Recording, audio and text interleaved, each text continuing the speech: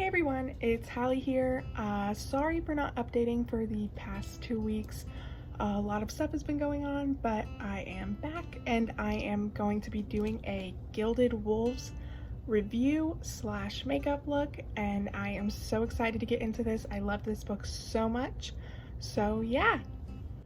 The Gilded Wolves is set in 1889 in Paris. In a world where there is magic and houses and orders, and I think it's really interesting to see a fantasy book set so far back that isn't from one of our major YA authors, Cassandra Clare. This book is about a group of, I don't want to call them criminals, but they're basically criminals, who are interested in finding like historical artifacts and not selling them but bartering them, basically, I'd say. They call their theft acquisitions, which I thought was hilarious. The plot of the book is that the Gilded Wolves gang, that's what I call them, are looking for these ancient fragments called Babel fragments, and they were separated at like the beginning of time across the world, and they're very powerful. They come from the Babel Tower. A lot of this comes from Egyptian mythology, which is really cool, but the Babel fragments, if put back together, could create the person who did it, or the people that did it, into gods. And so the plot of this is that they are trying to find the Babel fragments before the evil fallen house finds it, and it's really cool.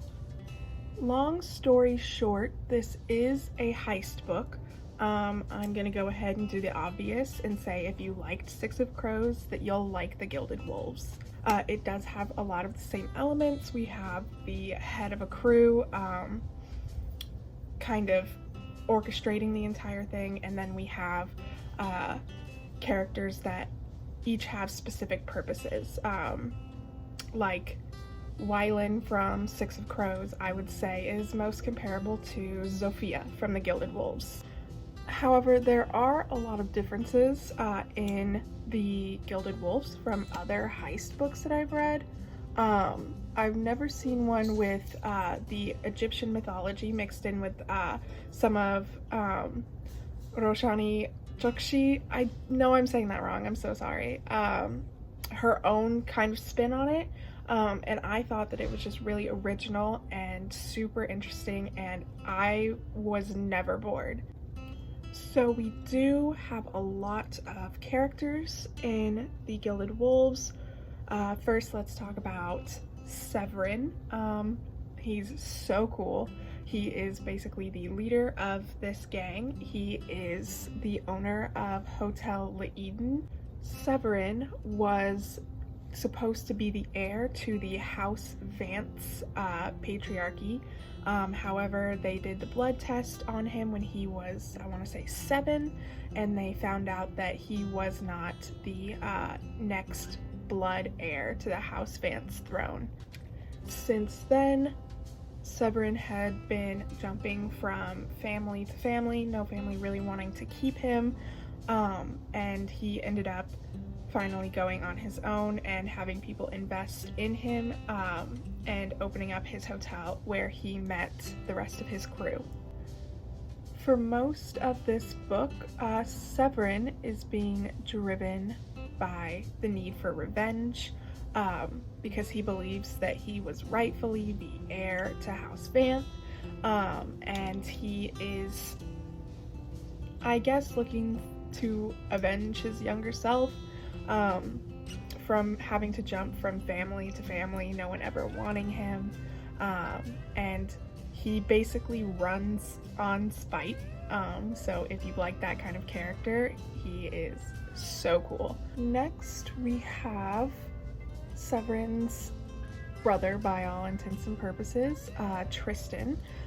He is the gardener slash kind of scientist for Laeden and is a part of Severin's crew. He does not have any point of views in the book, but he's a really cute character. He has a spider named Goliath, and the entire crew hates him, which I think is hilarious.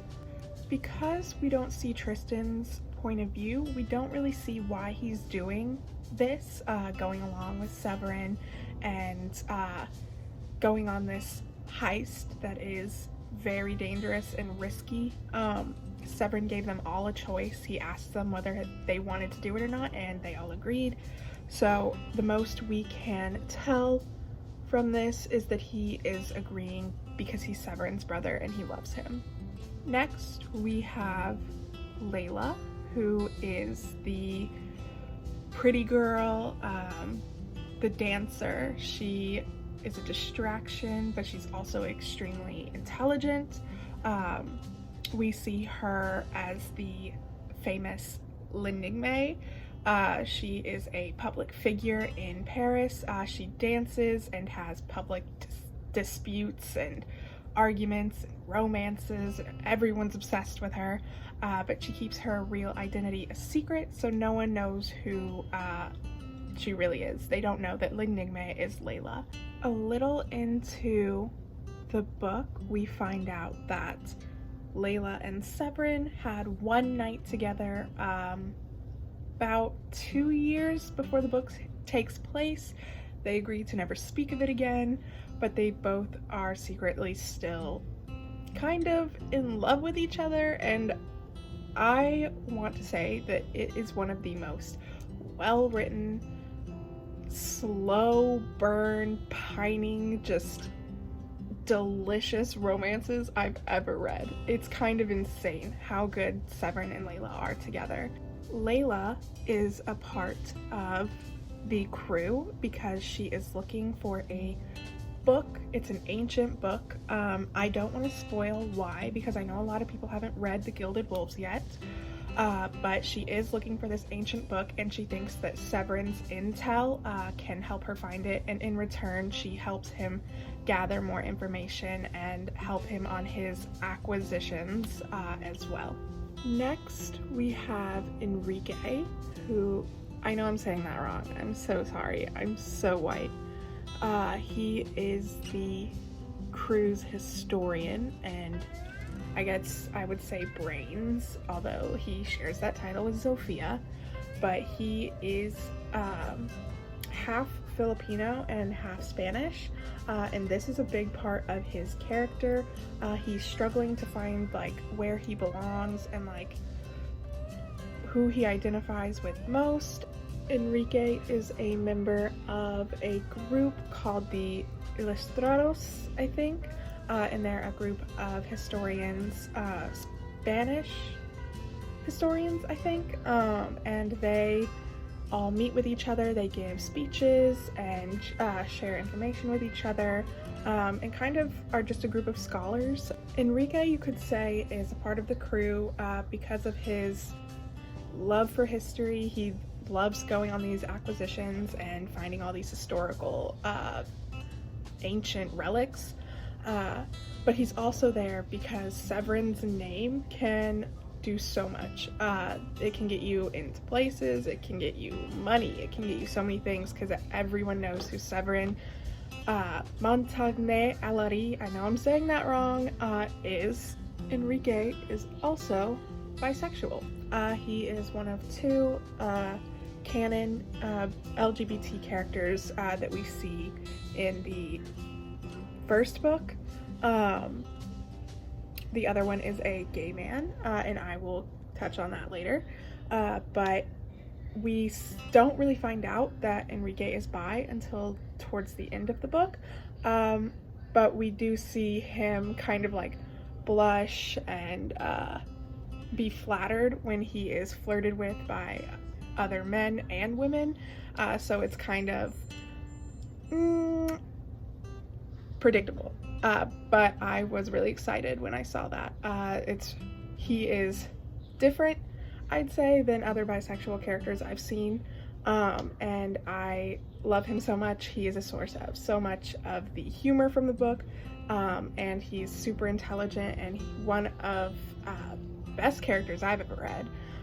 But yeah, I love him, and you will too if you read The Gilded Wolves. Our next character is Zofia Baguska. She is the scientist slash engineer of the group. Zofia is canon autistic.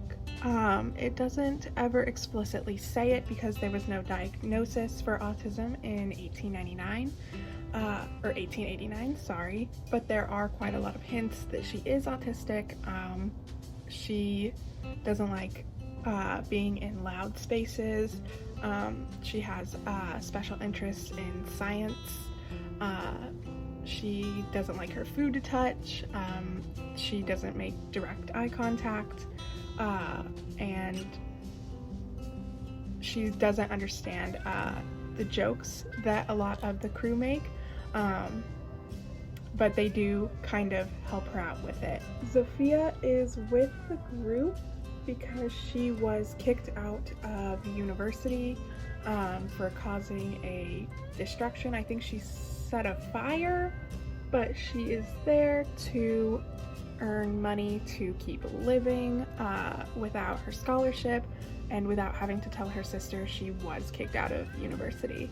Zofia's point of views were, I'd say, some of my favorite to read. She is just so interesting, and the way she thinks is so much different than a lot of other characters you read, that I found myself looking forward to her chapters. She's just like such a cool character. Lastly, we have Hypnos, who was not a part of the crew to begin with and is the patriarch of House Nyx. He and Severin were friends when they were children, and when it was thought that Severin was the heir to House Vanth. But when Severin was kind of banished from the order and sent to his families that didn't want him, he lost contact with Hypnos and kind of began to resent him. But then Hypnos shows back up, and he's basically the reason that the crew is going on this acquisition to stop the thief from connecting the Babel fragments. Hypnos basically threatened Severin into it, but really he just had a lot of faith in Severin and wanted kind of friends. A lot of the book shows Hypnos kind of struggling with the idea that Severin doesn't like him and that he has kind of influenced the others into not liking him, and he on multiple occasions asks the crew like jokingly, let's be friends, like, and he makes jokes about hanging out with them and sacrificing cats on Wednesdays or whatever. Hypnos is basically the #1 source of humor that we see in the Gilded Wolves. He's just like a cool guy. He is the other gay character who is kind of flirtatious and fun, and we see him flirting with Enrique and Layla, which I think is hilarious, throughout the book. And we kind of just see him wanting a family. Like, he grew up with the order, and being the patriarch, he doesn't have time for friends, and they don't let him have friends, and his every move is watched. So he kind of just wants to fit in somewhere that isn't the order. In the beginning of the book, you'll probably dislike him. I mean, everyone does. He's the one that threatened Severin into the acquisition that could risk all of their lives. But towards the middle and end of the book, Hypnos is a great character. We see a lot of development from him, and he's just a really interesting guy, I'd say. Zofia is also what they call forgers, which is the kind of magic system in this book, is that there are people born with the power to forge things like fire and metal, and they call that like physical forging abilities. And then there's people that can forge the mind, people that can forge blood, and it is kind of like Grisha in Six of Crows and the Grishaverse, but not really. That's one of the things that I found kind of not great about these books, is that the magic system isn't really expanded on. We don't see how their forging abilities are important to them, how they've changed their lives, how they impact society. Like, we don't see a lot of explanation as to how society reacts to forgers, how it changes the lives of some forgers, and I think that was one thing that could have made this book better, was a lot of expansion on the magic system instead of just the heist / acquisition. I found myself curious a lot of the time about what being a forger meant for someone, and it really wasn't answered. And that also brings me back to something I forgot to say about Layla. She can read items, so with just a touch she can see the history of anything she touches, see if it's evil or like its purposes are good or bad. She cannot read things that are forged, so if an item has been mended by a forger in any way, Layla can't read that. I was fortunate enough to be able to read an arc of the second Gilded Wolves book called The Silvered Serpents. The series is a trilogy, and I finished The Silvered Serpents just a couple of days ago. And when I tell you, I've never wanted to rip out my hair, chew glass, throw a book at a wall more than I did this book. It is insane how good that book is. It comes out September 22nd, so I encourage you all to go read The Gilded Wolves, and then I encourage you all to go read The Gilded Wolves and then read The Silvered Serpents on September 22nd, because it is amazing. If you're looking for a series with a found family, I really recommend these books. It's so amazing. The group is so close-knit and love each other so much that like you really feel the emotions when you're reading this book that they have for each other, and it's so great. I love it so much. Frankly, I knew that this book was going to be a 5-star from me. The second Layla mentioned her and Severin's night together, I just thought, I'm in for it now, and I was right. It is amazing. I did rate it 5 stars, and I think you all will really like it. But yeah, here is the finished look. We have a green and gold halo eye for the green and gold on the cover, a white eyeliner for the title color, and there's these purple little flowers in here that I thought matched this lip color really well. But yeah, I'm really happy with how this turned out, and I really recommend you go read The Gilded Wolves, as it is amazing, and I will post another review next week, so bye!